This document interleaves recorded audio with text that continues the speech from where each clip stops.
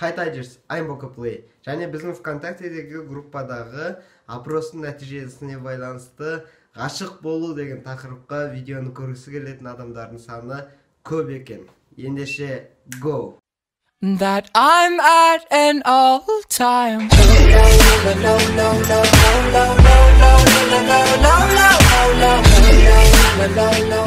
ғашық болу не деген керемет сезім еді шіркін. Егер қолынан келсе, бүткіл әлемді сол адамға сыйлай салғың келіп тұрады. Жастықтың ең керемет ерекшелігі біреуге ғашық бола алу қасиетінде деген екен. Ұлы философ Сарқұлов Бауыржан. Жоқ, шынымен жастықтың ерекшелігі осы қасиетте, себебі үлкендердің өмірінде, бір жылдық өмірінде, жастардың бір күндік өмірінде болатын нәрсе де болмайды, себебі жастардың бір күндік өмірі өте қызық, өте көп эмоцияға толы болады. Шынымен де бұл керемет сезім емес пе, достар?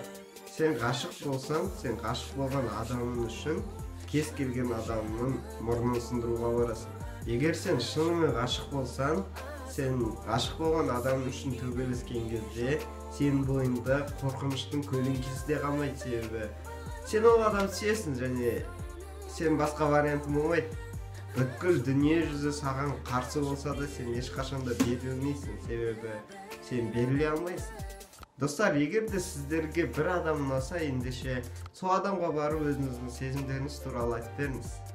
Ал егер ол адам сізді ұнатпайтынын айтса, онда жарайды. Зато бұл сіздерді бекерге үміттеніп жүруден сақтайды. Ал егер ұнататынын айтса, онда бірге өткізетін уақыттан ләззат алыңыздар. Ең керемет өлеңдер, ең керемет фильмдер, ең керемет кітаптар, ең керемет суреттер осы ғашық болу нәтижесінде пайда болған. Достар, ғашық болыңыздар. Сүйгеніңізге, достарыңызға, туысқандарыңызға, жұмысыңызға, тіпті болмаса итіңізге ғашық болыңыздар. Бақытты болыңыздар. Ал егер осы видео сіздерге ұнаса, лайк басып, каналға тіркеліңіздер. Ал сіздермен бірге болған Bokaplay. Бәріне бай-бай. Йоу.